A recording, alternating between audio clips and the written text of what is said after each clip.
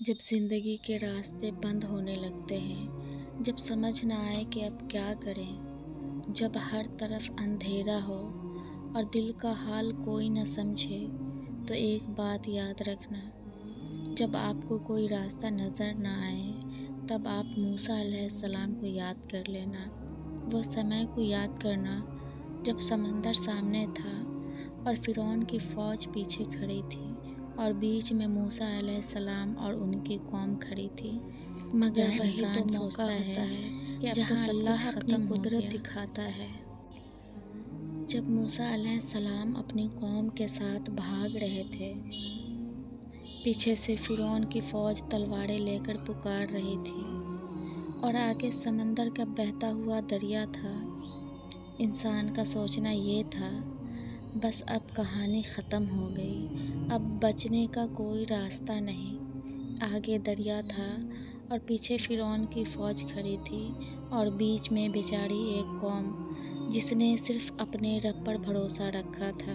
ان کے لوگ گھبرا گئے تھے، ان کا دل کانپ رہا تھا۔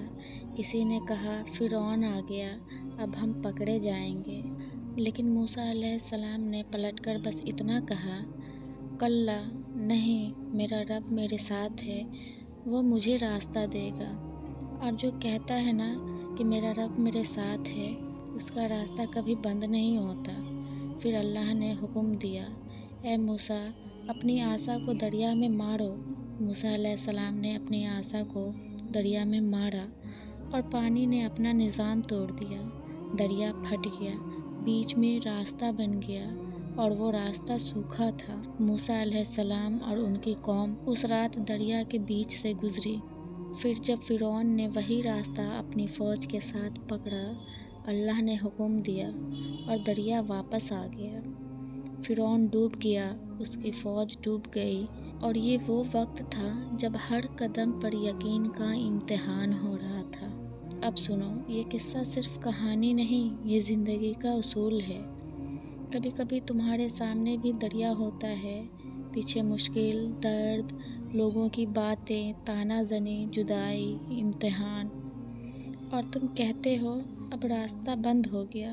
وہی وقت ہوتا ہے جب موسیٰ علیہ السلام کا یقین یاد کرو، اگر ان کا رب ان کے لیے دریا پھاڑ سکتا ہے تو تمہارے لیے ایک دوری، ایک مشکل اور ایک رکاوٹ کیا چیز ہے۔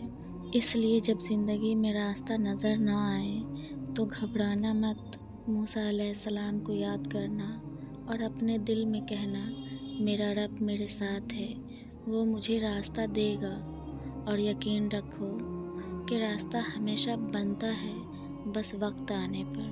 اگر آپ کو میری ویڈیو اچھی لگی ہو تو ویڈیو کو لائک کرنا۔